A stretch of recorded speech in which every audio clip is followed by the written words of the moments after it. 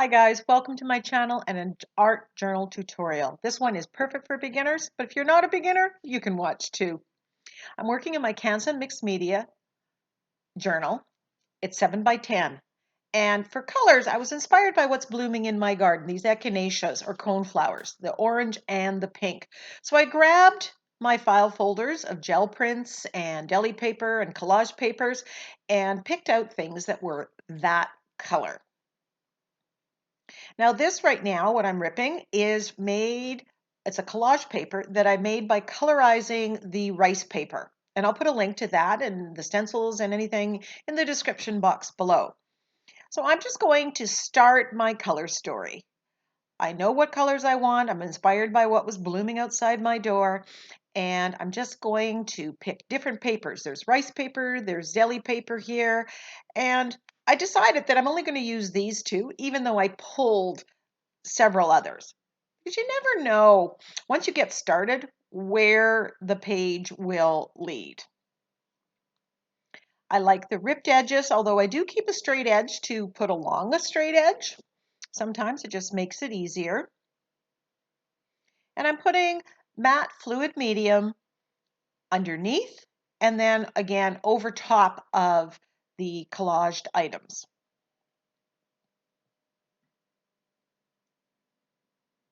And you're just following this intuitively. You're not, there isn't a set rule that I have. I typically, other than to say, typically I have it in threes. So there might be three of one type of paper. I don't put 5 different pieces of paper down there. I tend to like to have it a little more cohesive. And so there will be 3 of one paper and maybe 3 of a different color.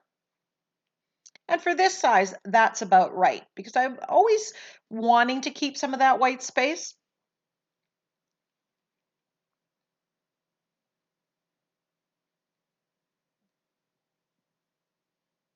I love how the rice paper collage sheets glues down.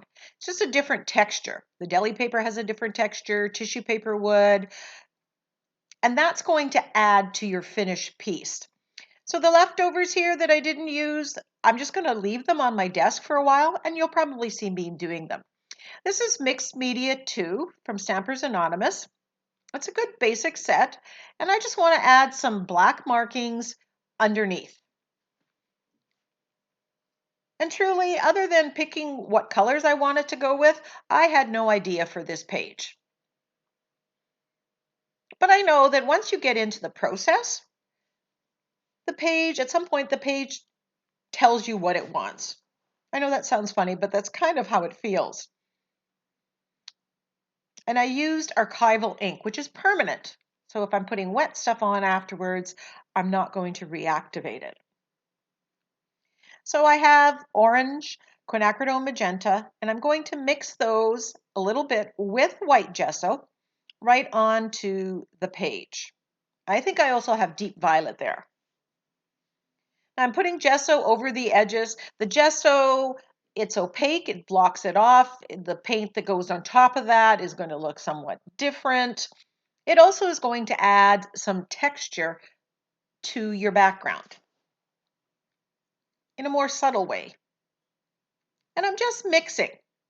And in typical me fashion, I pretty much cover every little white space.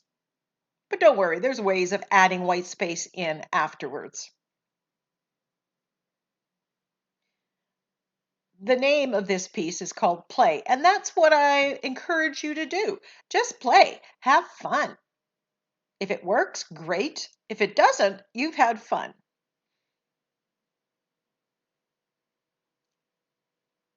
Sometimes the worst thing that we can do when we go to create is have such a predetermined idea of where we want it to go that it stifles the creativity. Now, this stencil was in some of the collage papers, so I thought, oh, I'm going to repeat it. I'm going to bring it up at another level. And I'm going with the quinacridone magenta here on top of lighter areas. It's very subtle. You can barely see it in this camera view. And then I grabbed this Art Deco leaves stencil and I decide I'm going to add some white space. So I have the white gesso on a makeup sponge, and I'm just putting it through that stencil all over. Now, if I used white acrylic paint, it would have been more opaque than this. And again, that might vary depending on the paint that you have. And I'm loving, loving, loving that look. But it's not quite as opaque as I want. So after it dries, I put the stencil back on and I give it another layer. Easy peasy. And that's simply a personal preference. There's no right or wrong. If you liked it better the other way, leave it that way. Love that. Now, I was practicing drawing some doodle flowers, and then I cut it out, three of them, just to get the spacing of it. And I'm grabbing my Stabilo all pencil and I am sketching the doodle flowers on. Now, this is so completely out of my comfort zone. I don't consider myself to be a drawer. Even something like these very basic flowers, but I was forcing myself to just do it. I'm trying to do it very loose. And then I decide I'm going to activate the Stabilo. And then I think, no, I don't want this to be done right now. I will do it afterwards. So now I'm drawing the other two flowers. And when you have focal images, one or three, if you keep it odd numbers. And I'm just very loosely trying to do this. I'm holding my Stabilo pencil loose and I'm forcing myself. And it was a constant battle because I was like, oh, I don't like this. It's not perfect enough.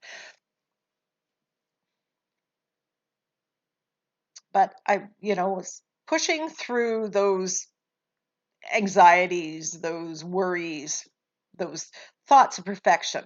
Now here I'm using an angle brush and I'm putting a coat of gesso on this. I want to colorize these flowers, but I want to push the background back.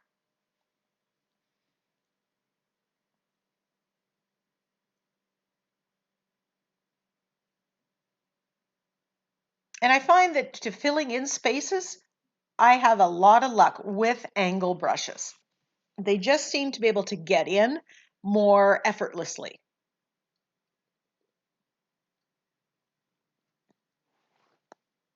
If you're not getting as opaque a complete coverage as you like, you can let it dry and then come back and add another layer. So all in all, I'm very proud of myself for having pushed through the drawing of the doodle flowers. And I know that the more I practice it, the more I do it, the better it is going to get, the better I will become, and the more relaxed I'm going to. Now I'm taking the colors from the background. Here I'm pretty much using the quinacridone magenta straight up.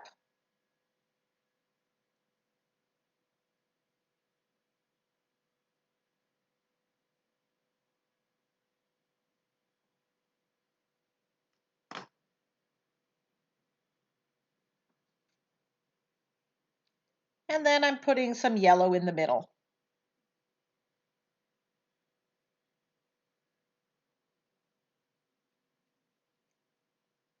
I definitely am going to try doing more doodle flowers. Here I've mixed the quinacridone magenta with the orange on my palette, the gloss media mat off to the side. So I'm getting kind of that mixed color. Again, remember, I wanted those pinks and the oranges that reminded me of the coneflowers that are growing outside my garden.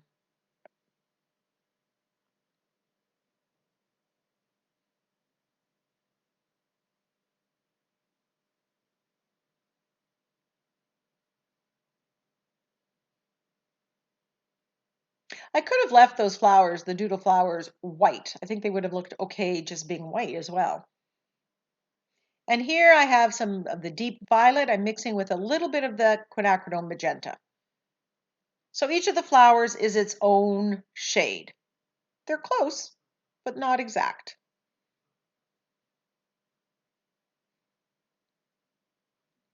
But if you want it, you could paint all three of them the same color.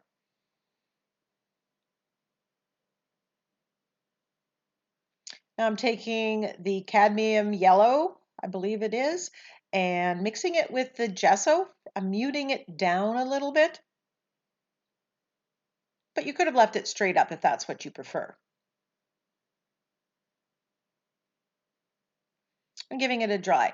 Now I'm going to stamp with something that I just added to my stash. I have Tim Holtz foam stamps. These are block letters. And I was going to do the word try, and then I switched to play because that's what I was doing. I was just playing with colors, playing with a technique, focus more on the process than on the product. Now I'm using my glass media mat to line up the letters. And it wasn't until afterwards, when this was all done, that I realized that I turned the P into a capital P. It should have been dropped lower. But again, no biggie. So I have some of the packing from the stamp, and I'm just brayering on a layer of black paint. I'm using this kind of as a stamp pad to stamp the block letters in. And there I'm pressing into that paint. You could use a gel plate for this as well. Just testing it out. Do I like the spacing? Are they straight? And then pressing it onto my paper. Now it's pretty texturized because of the collage work, so I'm not getting an exact stamp. You'll see what I do about that. Now, when you use acrylic paint on stamps, you need to take the time to clean them off. A spray of Murphy's oil soap mixture and a little rub, and away we go. Now I wanted this to be loose and doodly, so I grabbed my fine line applicator and I'm doing kind of a scribble outline. And oh my goodness, was it ever difficult to try to do it loosely, not do it perfect? But I always love when other people do the scribble effect. It's just something I don't feel comfortable yet doing myself. So again, pushing through some of those new different things. Now you could have used a fine line brush or pen. What I like about using the fine line applicator is that you don't have to wait till everything's perfectly dry underneath. It's not going to clog up or kill your micron pen. I want that same sketchiness to outline my page.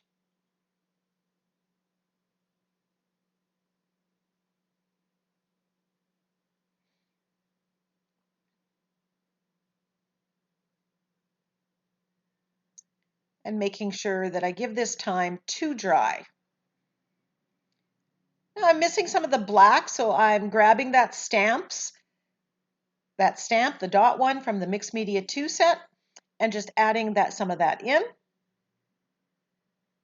into the background. And I like doing that. Sometimes it's in the background and it's very faded, and then you bring it into the forefront as well.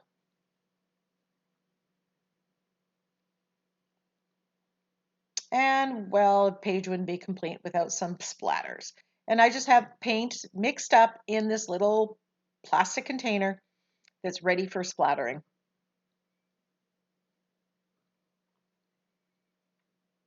Now I'm using my angle brush and I am using the floating acrylic technique, and I'm just doing some shading. I'm doing it with black right now. I'm going to shade some of those petals, give some definition.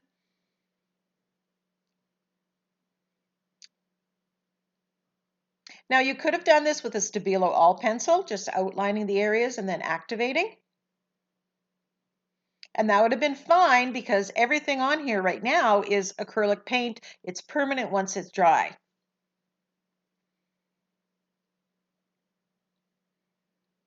You wouldn't want to do the Stabilo all pencil if you had used watercolor underneath or anything or a spray that was water activated.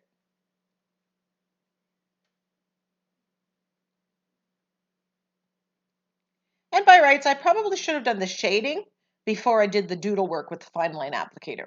But quite honestly, when I did the fine line applicator lines, doodle lines, I thought I was going to leave it that way. And then I changed my mind. And now I'm doing some highlights with white and the same process, same technique.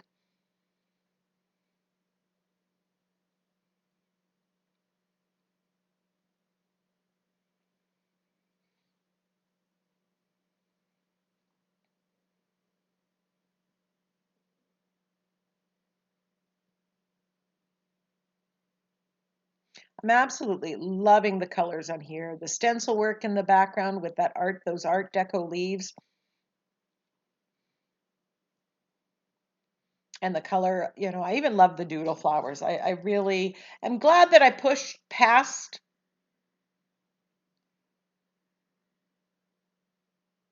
my fears of being not perfect. And now I'm shading on the outside of the flowers. And again, all that shading and highlighting is just going to make that focal image stand up from the background. Make it a little more important on the page.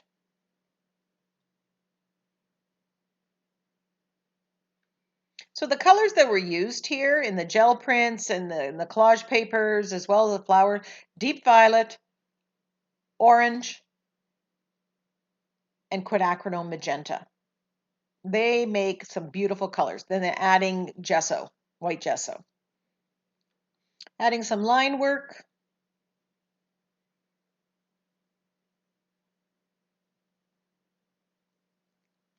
Again, I've been telling myself, keep it easy, keep it free, keep it, you know. Thanks so much for watching me. I hope you give this a try. If you do, please join my Facebook group, Art Journal and Mixed Media Creations. Follow me on Instagram at Creative Katie. Give me a thumbs up, leave me a comment. Bye for now. Happy creating.